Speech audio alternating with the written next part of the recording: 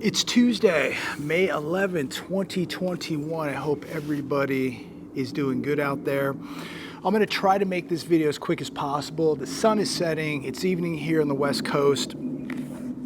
But there's a few things I wanted to talk about. And most of you probably already heard the gas shortage on the East Coast. More than 1,000 gas stations on the East Coast have run out of fuel. 1,000 gas stations.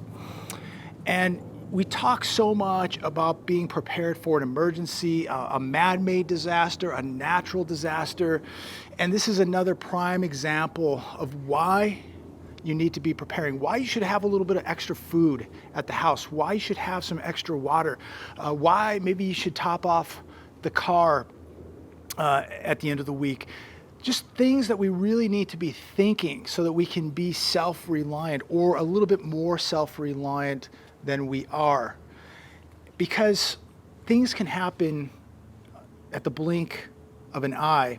Colonial Pipeline should be back up and running around 100% by the end of the week. But just think, I'm looking at these videos and these pictures today of these long lines, people waiting 4 and 5 hours to get gas, and now many people can't even get gas because people get into this panic frenzy. And that's because these people are so unprepared, right? And when something happens, they don't know what to do. They go into panic mode. And you know, people can say, oh, you're so paranoid, you're so doom and gloom. Let me assure everybody out there, I have never slept better in my life than I do now. When you pay off your debt, when you put some cash away, when you have assets like gold and silver put away, when you pay off the car, you sleep so good at night, especially when you're not trying to impress people with your zip code or the kind of car that you drive. You sleep so much better. You think about things so much differently. My concern isn't to make videos to make friends. It's not to impress people. My life, day to day, is about waking people up, working hard, and doing the best that I can to be a good human being, to walk close to God, at least closer. I'm not perfect by any stretch of the imagination, but I'm trying to do a better job to walk closer to God and give Him, thankfulness for blessing me. Again, I've said this so many times repeatedly. If you're watching this video on your $1,000 cell phone, your $3,000 computer, your 75-inch big screen, you're blessed. If you had a meal today, you're blessed. If you have a roof over your head, you're blessed. And so, to me, getting in better spiritual shape is also extremely important, the most important. And we all must give thanks to God for what we have, that water, that food, the roof over our head, our friends, our family, another day of life. I mean, we are really, really blessed. So even though things are very negative, things are very depressed out there, and they're going to get worse, ladies and gentlemen, and this is why not just financially preparing, not just preparing with more food and more water, not just preparing with security, but preparing spiritually also is going to be extremely important. So get in better spiritual shape, get in better physical shape. Your body is the temple, and get in better financial shape. Ransomware gang says DC police won't pay $4 million that has been demanded. And as we speak on a regular basis about protecting your wealth, I read articles like this, and now this same group, wherever they're from, who broke in with this cyber attack with Colonial Pipeline, has now broken into DC police demanding $4 million in ransom. So are you safe? Is your information safe? Is your money safe? Is that investment portfolio safe? Is everything safe? No, it's not. And this is why it's so important to be making sure that you hedge against this by having some cash put away, by having some gold and some silver put away. Because heaven forbid, just think if, and we're going to see more of this, your investment company gets hacked into. What if, the Dow Jones got hacked into, or the S&P, or the Russell? If they can hack into a major pipeline, if they can hack into the police, if they can hack into NASA, if they can hack into government agencies, they can hack into your money. So you got to ask, is your info safe? Is your money safe? Are your cryptocurrencies safe?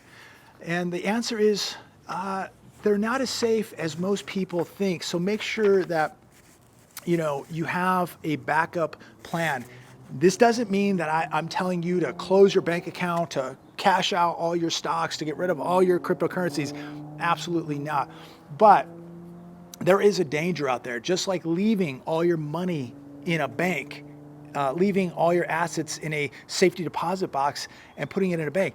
That's dangerous, okay? Putting all your eggs in one basket is very, very dangerous. Diversification. So don't put all your money in one basket, and don't believe for a minute that it's safe. Bank doors can close and digits on a screen can disappear. We've seen just a couple weeks ago, that guy that stole, what was it, $2 billion of cryptocurrency in Turkey, took off on the run, leaving thousands of clients broke. And as most of you know, banks can close instantly. You've been to banks, I've been to banks that have been temporarily closed, permanently closed. And so it's not as safe as you think. I was watching Dan Golka today, his channel, I Allegedly. Dan's a very good friend of mine. He's got a great channel. Make sure you check that out, I Allegedly. And I was watching that video today, and he was talking about how a couple nights ago he went to the Angel-Dodgers baseball game and how violent the game was, with fights. And it's just really another example of how fast things can get out of control. People are willing to get violent over, a baseball game, okay? And he also showed a video clip when he was out walking in his neighborhood, a high-speed pursuit where police were called in, and a car crashed, and the assailants, or the suspects, jumped out of the car and took off. And the cops are there, rifles, the whole bit. And this is a very nice area that Dan lives in. And it's just a sign of the times. And I bring it up because I want you to think about, we're in the good times right now. What is all this going to look like as we're reading more and more about this major inflation? We're reading more and more about mega droughts and the massive food inflation, the food shortages, the cyber attacks, the economy, which is absolutely in depression mode. As times get tougher, and as we're beginning to see that some states are going to cut off unemployment benefits, and people are going to be forced to go back to work, or at least forced to look for a job, and they're going to have to adjust from making a lot more money on unemployment to a job that is going to pay them maybe 50, 60, 70% of what they were getting on unemployment with their extra benefits. And so I don't know about all of you, but I see people out there in public just driving, walking. They're very tense, they're uptight, they're short-fused.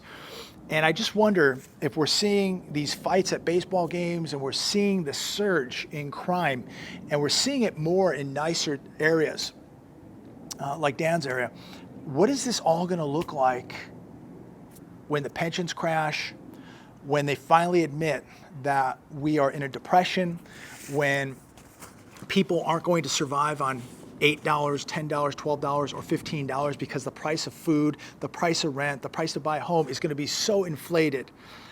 And when people's kids are hungry and they're desperate, what are people going to do? What is this all going to look like? Please comment down below. Let me know what you think. What is society going to look like? This is the good times. Nothing bad has happened yet. The government is paying everybody to stay at home, and they're paying them a lot of money. But what is this all going to look like? Because I'll tell you what, they're not going to be able to stop the inflation. They're not going to be able to stop the debt and the deficits. And this is going to equal very, very bad times. Michael Snyder today on his website, corn prices up roughly 50% in 2021. We have an economy now basically supported by the service sector. How is the service sector going to keep up with this inflation? Somebody please tell me. There are people still out there telling me not to worry, don't be negative, everything's okay. But I see food prices going through the roof. I see rent. I see health care. I see mortgages. I see the price of a car. I see everything inflating. And how is a majority of this country that is dependent on a job in the service sector, how are they going to keep up with just the cost of rent and food?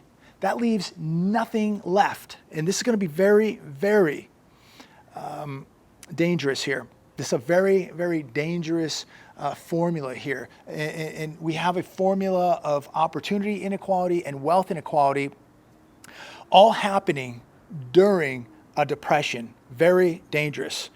But I can guarantee you this, ladies and gentlemen, the rich are going to be eating just fine. They're going to be eating better than ever. The Hedge today, nobody wants to work. Job openings soar to record 8.1 million, smashing Wall Street expectations. Well, of course, they're addicted to free money, just like Wall Street, just like the stock market, just like corporate America. Everyone now is addicted to free money. So who wants to go back to work? And I mean, you know, if you're earning $200 or $300 or $400 more to stay at home per week to not work, what do you think people are going to do?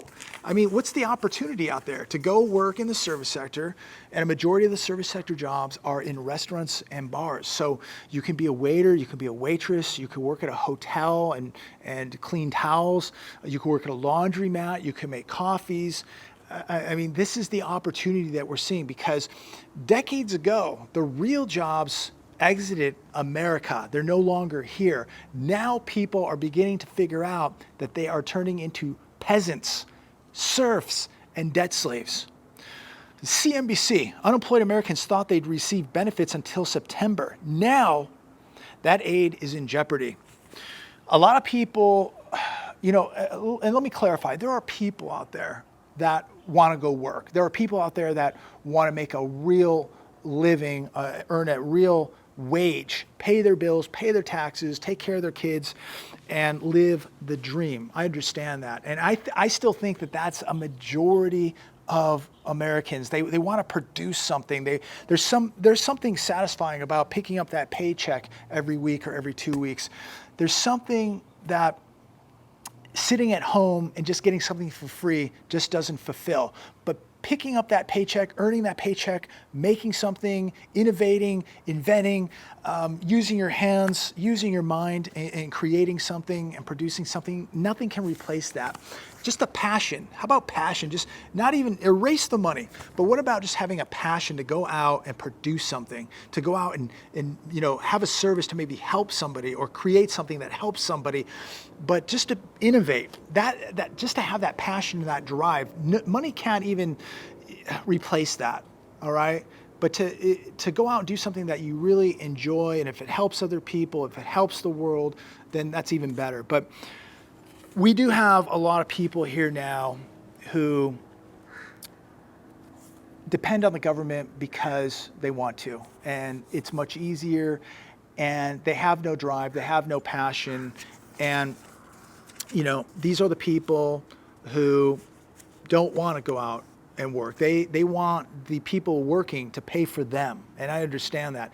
These are the people who could pay rent but don't pay rent, who aren't going to pay their landlord, and who could go work but don't want to go work because they'd rather have the government pay them so they could sit home and play video games, smoke a lot of dope, not produce anything, and just sponge off the system. And I understand we have a lot of people like that, and we're encouraging that. You know, that's the problem when the government just starts giving out free money. We're encouraging that. We're supporting that, and as long as the government does that, we're going to have big problems here with people going back to work. And this is really, you know, a catch-22, because we want people to go back to work, but look at the work that's out there. Look at what people have to go back to work to, a service sector. And I don't see how this is going to support this economy. And this is a big problem. You know, if people could go out and earn a real wage and have a real job and create something, I think a lot more people would get off the couch and want to go do that. But as it is right now, when people are earning more money to sit at home than to go to their service sector job, well, is it any surprise that we're seeing what we are seeing? But this is a newsflash to a lot of people out there. A lot of people are already making their plans to go to Vegas and take their mini vacations on their unemployment checks and their $300 extra benefits. Your plans might be cut short here, because I don't know what states are going to do this, but they're talking about it right now. And I think South Carolina, was it maybe Montana, are already saying that if you get called back to work and you don't come to work, your benefits are cut off.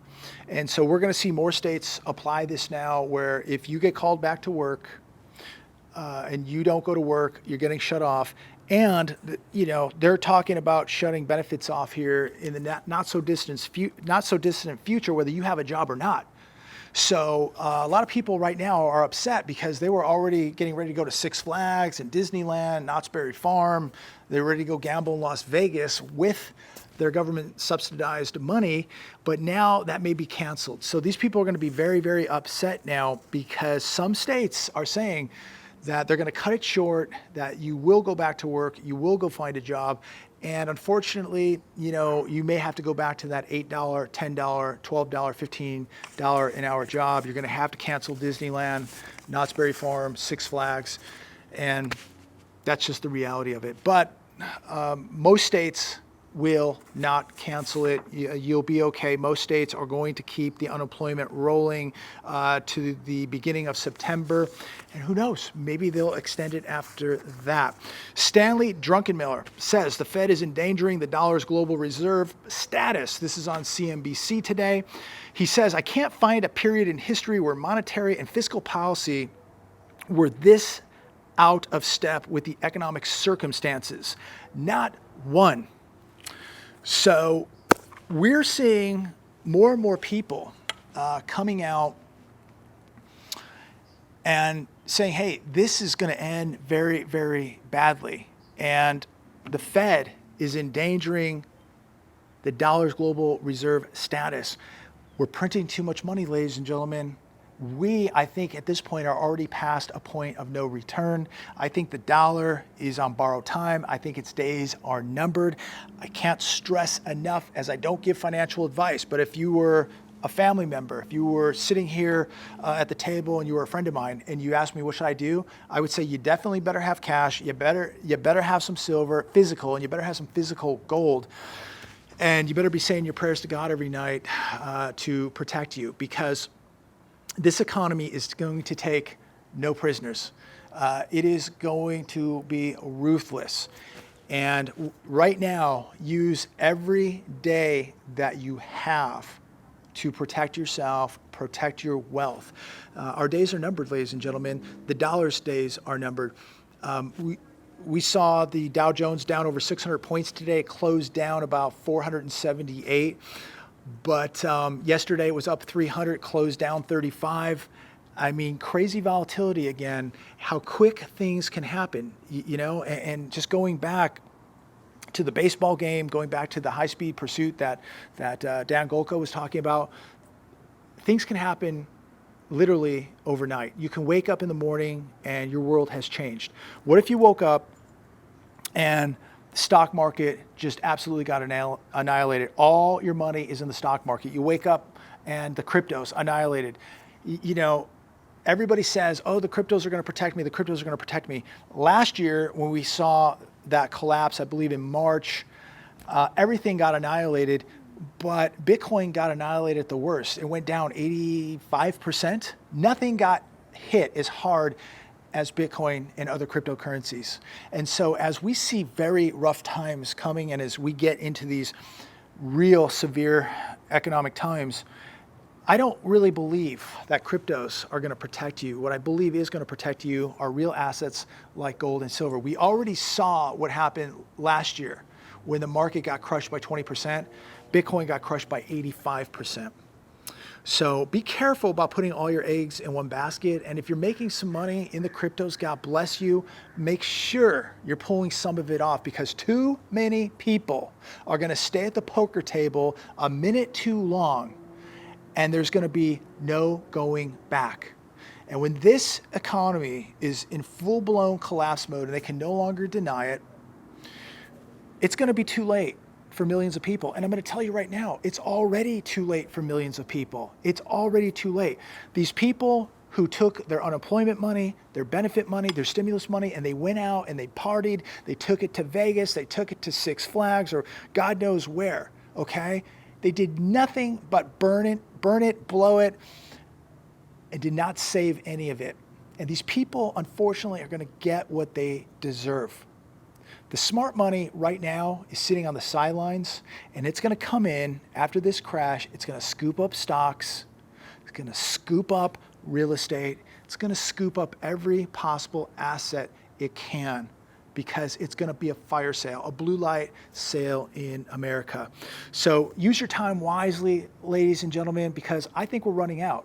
And I think that you need to be really, really thinking for yourselves and get as self-sufficient mentally, physically, spiritually, and financially as you possibly can right now, because there will be no do-overs.